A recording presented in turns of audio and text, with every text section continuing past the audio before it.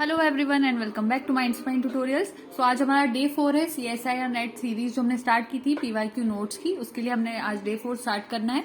तो स्टार्ट करते हैं। 33 नंबर पे हम पॉइंट पे थे। वैसे पॉइंट्स का इतना कुछ फोकस नहीं करना है, वो just for the sake of मतलब सीरीज चल रहा था तो वो इसलिए पॉइंट दिख रहे हैं। आप पहले के पॉइंट्स चेक करेंगे तो शायद आगे पीछे भी हो सकते हैं, बट स्टिल हमें हमारे मैटर के ऊपर फोकस करना है। सो स्टार्ट करते हैं। एक तरफ डाइजेस्टिव एंजाइम्स लिखे हुए हैं और दूसरी तरफ सबस्ट्रेट लिखे हुए हैं, ठीक है। तो नॉर्मली और भी डाइजेस्टिव एंजाइम्स हो सकते हैं, लेकिन क्वेश्चन कभी इस तरह से आएगा तो आपको याद रखने की चीजें देखनी है। तो फॉर एग्जाम्पल फर्स्ट जो है कैथेप्सिन, ये एक तरह का डाइजेस्टिव एंजाइम है जिसका जो सबस्ट्रेट होता है वो कौन होता है, वो प्रोटीन होता है।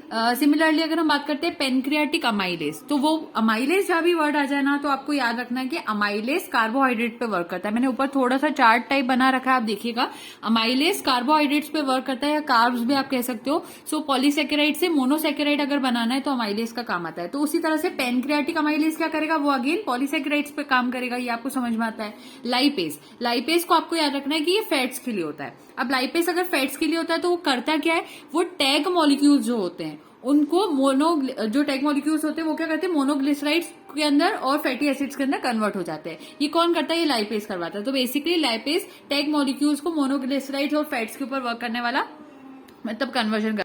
नेक्स्ट पॉइंट देखते हैं। लाइपेज हो गया। ग्लूकोसाइडेज, ग्लूकोसाइडेज ऑलिगोसेकेराइड्स पे वर्क करता है। तो यहाँ पर ग्लूकोज वर्ड आ जाए तो आप उससे क्या याद रख लोगे कि ये ऑलिगोसेकेराइड्स पे वर्क कर रहा है। लाइपेज वर्ड आ जाएगा तो आपको याद होना चाहिए ट्राइग्लिसराइड्स पे वर्क कर रहा है। नेक्स्ट पॉइंट देखते हैं। Gastrin hormone promotes the secretion of gastric juice and increases gastric mobility. कहीं भी गैस्ट्रिन हार्मोन आ जाए तो गैस्ट्रिक वर्ड स्टमक से रिलेटेड होता है, फाइन। तो ये जो हार्मोन होता है ये क्या करता है, सिक्रीशन करवाता है एक तो गैस्ट्रिक जूस का, दूसरा ये क्या काम करता है, ये इंक्रीज करता है गैस्ट्रिक मोबिलिटी को, यानी गैस्ट्रिक फंक्शन जितने हो गए उसकी मोबिलिटी अच्छे से करवाने का काम करता है। क्योंकि नाम से समझ में आ रहा है गैस्ट्रिक जूस का रिलीज करवाएगा और गैस्ट्रिक मोटिलिटी को इंक्रीज करेगा। सिक्रेटिन, सिक्रेटिन स्टिमुलेट करता है सीक्रीशन ऑफ पेनक्रियाटिक जूस का। तो जहां सिक्रेटिन वर्ड आ जाए उसको याद रखना पेनक्रिया से रिलेटेड हो गया।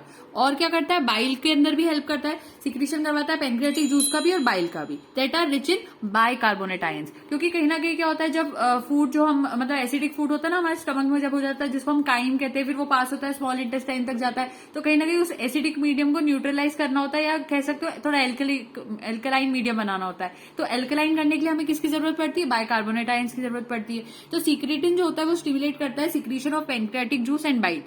नेक्स्ट कोलेसिस्टोकाइनिन, जिसको हम CCK कहते हैं। तो CCK या कोलेसिस्टोकाइनिन ये इनहिबिट करता है। माइंड द वर्ड हियर, अभी तक सब प्रमोशन और सिक्रीशन वर्ड यूज किए मैंने, अब यहाँ पर इनहिबिट वर्ड आ रहा है। क्या इनहिबिट करता है, गैस्ट्रिक मोबिलिटी को भी इनहिबिट करता है, या फिर आप इसको गैस्ट्रिक एम्प्टिंग भी कह सकते हो। दोनों चीजों को कम करता है CCK, और इंक्रीज करता है पेनक्रियाटिक जूस की सिक्रीशन को। यहाँ पर भी सिक्रीशन ऑफ पेनक्रियाटिक जूस हो रहा था, वो सिक्रेटिन करवा रहा था, और CCK भी पेनक्रियाटिक जूस का तो सिक्रीशन करवाएगा, लेकिन जो गैस्ट्रिक मोबिलिटी उसको ये डिक्रीज करता है, या आप कह सकते हो इनहिबिट करता है। तो मैं थोड़ा फास्ट पढ़ा रही हूँ क्योंकि मुझे ज्यादा से ज्यादा PYQs के नोट्स आपको बताना है, क्योंकि 15 डेज में अब नॉर्मली कुछ टीचर्स आपको कहेंगे आप पूरा कोर्स पढ़ सकते हैं, आप अगर पूरा मन लगा के पढ़ेंगे, लेकिन कहीं ना कहीं अगर हम थोड़ा प्रैक्टिकल होकर सोचे तो इतने 15 डेज में बहुत डिटेल्ड कोर्स है, वो पूरा पढ़ना इतना पॉसिबल नहीं होता जितना हम PYQ नोट्स के थ्रू कुछ आइडिया ले सकते हैं। जिन स्टूडेंट्स को बिल्कुल भी आइडिया नहीं कुछ भी सिलेबस का और ना उनकी कुछ पढ़ाई है, उनके लिए बहुत ज्यादा हेल्पफुल है बेसिकली।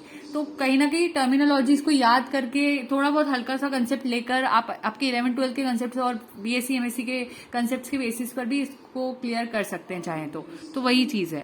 नेक्स्ट, अब यहाँ पर मैंने क्वेश्चन का फॉर्म लिया है, क्योंकि इसको मैं कहीं नोट्स की तरह समझा नहीं सकती थी, इसलिए मुझे यहाँ पे क्वेश्चन लेना पड़ रहा है। नॉर्मल क्वेश्चन है, बहुत नॉर्मल क्वेश्चन है, ठीक है। एक सैंपल है from a population, there were 65 individuals. एक सैंपल में 65 इंडिविजुअल्स है, उनका BB जीनोटाइप है, कैपिटल B कैपिटल B।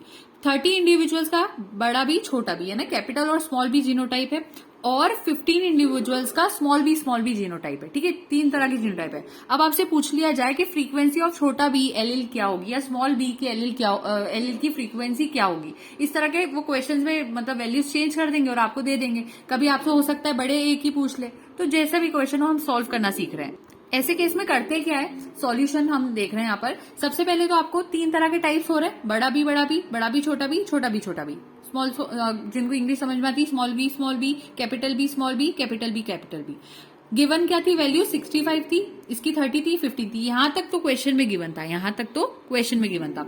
अब आपको क्या करना है, आपको सिंपली इनको डबल कर लेना है। 65 को मल्टीप्लाई करना है 2 से 130 आ जाएगा, 30 को मल्टीप्लाई करना है 2 से 60 आ जाएगा, 15 को मल्टीप्लाई कर लेना है 2 से तो 30 आ जाएगा। यहां से जो स्टेप्स चल रही है वो आप कर रहे हो, ठीक है, ये वाली जो स्टेप्स चल रही है ना वो आप कर रहे हो। समझ में आ रही बात। अब आपसे पूछा क्या गया था क्वेश्चन में, स्मॉल बी की या फ्रीक्वेंसी आप बताइए, स्मॉल बी एल जो है उसकी फ्रीक्वेंसी आपको बताना थी। तो आप कैसे बताओगे, यहाँ पर आपको स्मॉल बी की पूछी। अब देखो स्मॉल बी कहाँ कहाँ पर आ रहा है, तो मैक्सिमम स्मॉल बी का केस हमारा यहाँ बनता हुआ दिख रहा है, तो हमने यहाँ का 30 यहाँ ले लिया, प्लस का साइन लगा लिया।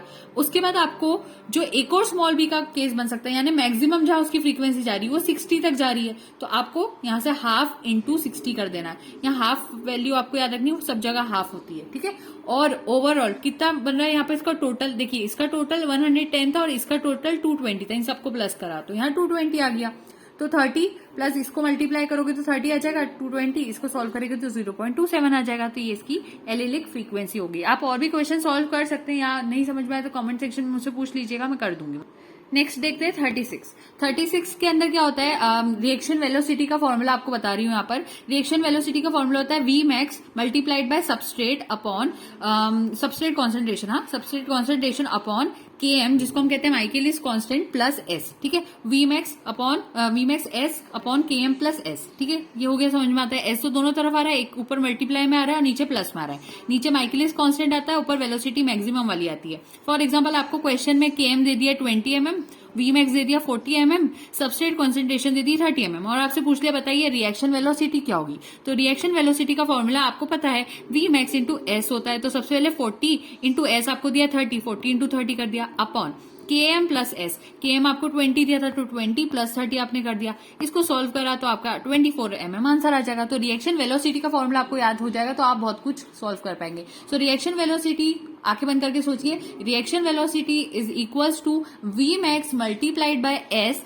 Upon Km plus S. समझ में आ गया। अब यहाँ पर मैंने थोड़े से एटम्स, मॉलिक्यूल्स और बॉन्ड्स के स्पेसिफिक तरह से बनाते हुए क्वेश्चंस मतलब पीवाईक्यू नोट्स बनाए थे, क्वेश्चन नहीं कहना चाहिए, तो उसको देख लेते हैं। मोस्ट स्ट्रॉन्गेस्ट बॉन्ड जो होती है वो कोवेलेंट बॉन्ड होती है, उसमें एच, सिंगल बॉन्ड एच को आप रिप्रेजेंट कर रहे हो। पोलैरिटी यहाँ पर एब्सेंट होती है, कोवेलेंट बॉन्ड में अगर आप कहोगे ना तो यहाँ पर पोलैरिटी एब्सेंट होती है, इसलिए ये स्ट्रॉन्गेस्ट बॉन्ड होती है। स्ट्रॉन्गेस्ट बॉन्ड कौन सी होती है, कोवेलेंट बॉन्ड होती है, और यहाँ पर पोलैरिटी एब्सेंट होती है। लेकिन एटॉमिक साइज यहाँ पर वेरी स्मॉल होता है, एटम का साइज बहुत छोटा होता है, छोटे एटम्स होते हैं और मजबूत बॉन्ड बना लेते हैं, ऐसे याद रखना, ठीक है। आगे बढ़ते हैं। दो तरह के इंटरेक्शंस होते हैं, दो तरह के इंटरेक्शन में एक आप कह सकते हो नॉन कोवेलेंट इंटरेक्शंस और दूसरे होते हैं कोवेलेंट इंटरेक्शंस, ठीक है।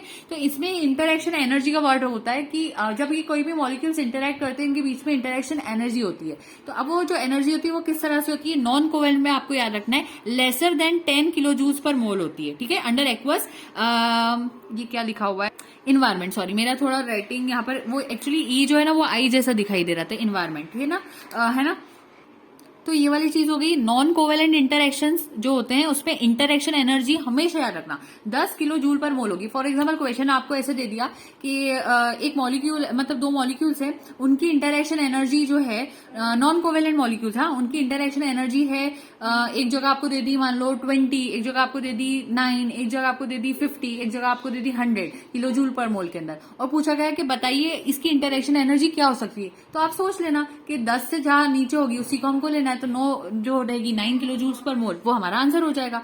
तो नॉन कोवेलेंट में हमेशा interaction energy lesser than 10 kilo joule per mole होती है, लेकिन अंडर एक्वस एनवायरमेंट। वहीं अगर हम कोवेलेंट इंटरेक्शन की बात करते हैं, यहाँ पर जो इंटरेक्शन एनर्जी होती है वो greater than 400 kilo joules per mole होती है। ये पॉइंट आपको हमेशा याद रखना है।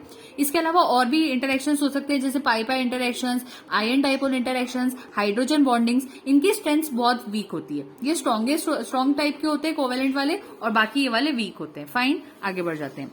अब जो नॉन पोलर इन्वायरमेंट होता है, जैसे अभी बात की थी ना हमने, नॉन पोलर और पोलर हो सकते हैं। जैसे पोलैरिटी कोवेलेंट बॉन्ड के अंदर तो पोलैरिटी एब्सेंट ही होती है, लेकिन अगर कोई नॉन पोलर इन्वायरमेंट है तो डाइलेक्ट्रिक जो कांस्टेंट होता है उसकी वैल्यू वहां पर बहुत ज्यादा लेस हो जाती है। नॉन पोलर इन्वायरमेंट में के की वैल्यू बहुत ज्यादा लेस हो जाती है। नेक्स्ट पॉइंट देखते हैं। On molar scale in a non polar environment, अगर हम किसी मोलर स्केल में देख रहे हैं और एक नॉन पोलर इन्वायरमेंट में देख रहे हैं, सॉल्ट ब्रिज, सॉल्ट ब्रिज का दूसरा नाम होता है आयोनिक बॉन्डिंग या फिर इंटरेक्शन, आयोनिक इंटरेक्शन भी कह सकते हो, क्योंकि सॉल्ट ब्रिज यानी सॉल्ट में आता है NaCl, Na+ होता है, Cl- होता है, तो आयन आ गए तो आयोनिक बॉन्डिंग उससे याद हो जाएगा, और उनका इंटरेक्शन भी कह सकते हो ionic interaction, provides the highest contribution to biomolecules. अब यहाँ पर क्या हो रहा है, तो मोलर स्केल में जो नॉन पोलर इन्वायरमेंट होता है वहां पर जो सॉल्ट ब्रिज होता है या इंटरेक्शन होता है provides the highest contribution to biomolecules. आपको सिंपल ऐसा क्वेश्चन पूछ लेंगे वो कि नॉन पोलर इन्वायरमेंट में किस तरह की बॉन्डिंग आती है, तो सॉल्ट ब्रिज वाली बॉन्डिंग सबसे ज्यादा हाईएस्ट कंट्रीब्यूशन प्रोवाइड करती है बायोमोलिक्यूल्स को। सिंपल वर्ड्स याद कर लो। अब नेक्स्ट देखो, एक फॉर्मूला होता है E=KQ1Q2/R²D। इसका हालांकि 4 वीडियोस मैंने बनाए, 4 लेक्चर CSIR नेट के डिटेल में, वहां ये फॉर्मूला का सब कुछ मिल जाएगा। अगर नहीं आता चेक कर सकते हो तो कर लेना, वरना मुझसे कमेंट सेक्शन में इसकी लिंक्स ले लेना, मैं सेंड कर दूंगी। ये बात हो जाती है, फॉर्मूला हमेशा याद रखना, इस पे बहुत सारे न्यूमेरिकल्स आ जाते हैं।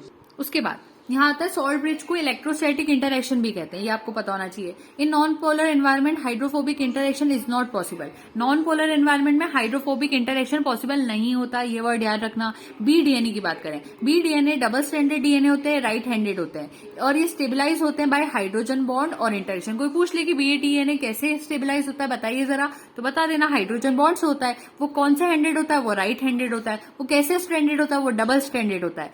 उसमें A double bond T, G triple bond C वाला इंटरेक्शन देखने को मिलता है। ये मैंने सिंपली BDNA का बताया, नॉर्मली ऐसे क्वेश्चन PYQ के अंदर आ चुके हैं इसलिए मैं बता रही हूँ।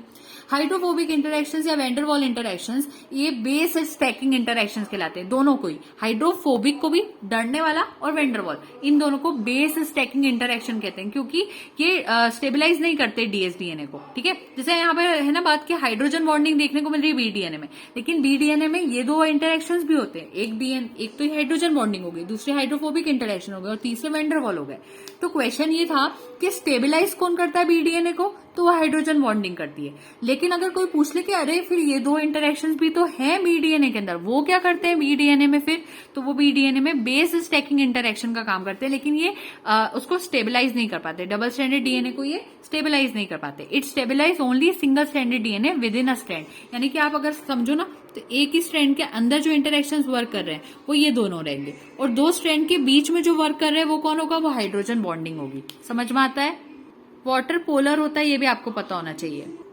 Sensitivity is most when non bonded atoms overlap each other. अगर सेंसिटिविटी मैक्सिमम होना है तो वो कब होगी, जब 2 नॉन बॉन्डेड एटम्स ओवरलैप करते हैं, तब सेंसिटिविटी मैक्सिमम होती है। इलेक्ट्रॉन शेल रिपल्शन वहां पे क्योंकि हो रहा होता है, क्योंकि देखिए जब 2 नॉन बॉन्डेड एटम एक दूसरे पर ओवरलैप कर रहे हैं तो उनके बीच में रिपल्शन आएगा, और जब रिपल्शन आएगा तो वो सेंसिटिव हो जाएगी। जब बहुत ज्यादा किसी इंसान का लड़ाई झगड़े वाला नेचर होता है ना, वो थोड़ा सेंसिटिव भी होने लगता है, क्योंकि उसको कहीं ना कहीं लगता है कि मतलब उसको एक फीलिंग्स आती है, वैसे समझ लो सेंसिटिव होने वाली। वैसे आप यहाँ याद रख लो इस चीज को, क्योंकि यहाँ पर क्या होता है, जो डिस्टेंस, अगर डिस्टेंस अफेक्ट मैक्सिमम, क्योंकि डिस्टेंस आ रहा है और मैक्सिमम में जा रहा है तो वो 1/R12 ऐसे आप समझ सकते हो, तो वो ऐसे रहता है। और A and B are uncharged and repel each other. अगर 2 A और B मॉलिक्यूल्स है वो अनचार्ज है और वो एक दूसरे को रिपेल कर रहे हैं, तो ये सारा केस है। अब मैं इसको थोड़ा अच्छे से एक्सप्लेन करती हूँ।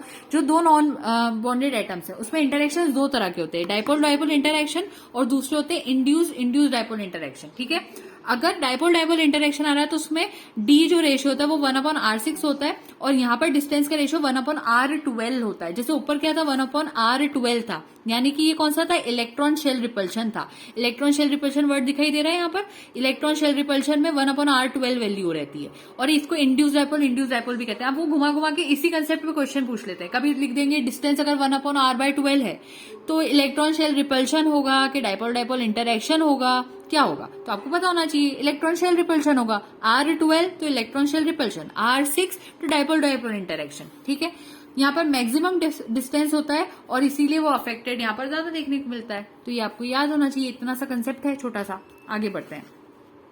Hydrogen bond is more favourable in the angle between. Hydrogen bond सबसे अच्छे फेवरेबल एंगल कौन सा रहेगा, मतलब उसके लिए अच्छा एंगल मतलब रहेगा कौन सा, जब वो अच्छे से बॉन्ड कर पाएगा।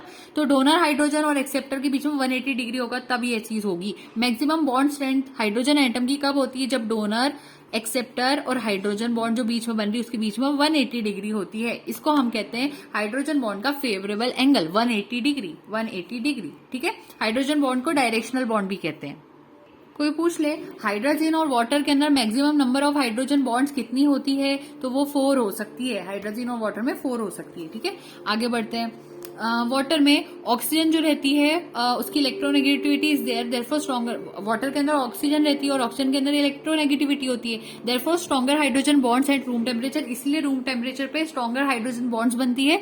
सो इन वाटर, अगर वाटर की बात करें तो वाटर लिक्विड होता है रूम टेम्परेचर पे, और H2S एक गैस की तरह वर्क करती है due to lack of hydrogen bond in H2S, क्योंकि सल्फर की लेस इलेक्ट्रोनेगेटिविटी होती है। ठीक है, तो आपको पता होना चाहिए, अगर कोई पूछ ले कि पानी रूम टेम्परेचर पे लिक्विड क्यों होता है, वो इसलिए होता है क्योंकि उसके अंदर ऑक्सीजन होती है, ऑक्सीजन के अंदर इलेक्ट्रोनेगेटिविटी होती है, और इलेक्ट्रोनेगेटिविटी होने की वजह से हाइड्रोजन बॉन्ड स्ट्रॉन्गर हो जाते हैं। वहीं H2S के अंदर हम बात करते हैं तो सल्फर इलेक्ट्रोनेगेटिविटी कम वाला होता है, इसी वजह से बॉन्डिंग स्ट्रॉन्गर नहीं कर पाता और वो गैस के फॉर्म में होता है। आगे बढ़ जाते हैं। Predominant interaction between phospholipid that stabilise a biological membrane include. जो प्रीडोमिनेंट इंटरेक्शंस होते हैं, मेन इंटरेक्शंस होते हैं फॉस्फोलिपिड्स के अंदर जो पाए जाते हैं, जिससे कि एक बायोलॉजिकल मेम्ब्रेन को अगर स्टेबिलाइज करना है तो वो कौन से होंगे? एक होते हैं हाइड्रोफोबिक इंटरेक्शंस और दूसरे होते हैं हाइड्रोजन बॉन्डिंग, जैसे अभी पहले भी पढ़ा था। जैसे आपने यहाँ देखा ना, BDNA में यहाँ पर बोला कि हाइड्रोजन बॉन्डिंग स्टेबिलाइज करवाती है, लेकिन यहाँ पर और भी इंटरेक्शन थे, हाइड्रोफोबिक भी थे, वेंडर वॉल भी थे, लेकिन वो बेस स्टैकिंग इंटरेक्शन थे। उसी तरह से यहाँ पर आपसे पूछ लिया जाए कि बायोलॉजिकल मेम्ब्रेन में बताइए कि कौन स्टेबिलाइज करवाता है, तो वो हाइड्रोफोबिक इंटरेक्शन होते हैं और हाइड्रोजन बॉन्डिंग भी होती है, ये याद रखना। ठीक है, अब आगे बढ़ते हैं। पोलर गैस में सॉल्युबिलिटी मैक्सिमम होती है और नॉन पोलर में सॉल्युबिलिटी मिनिमम होती है, ये भी याद रख लेना।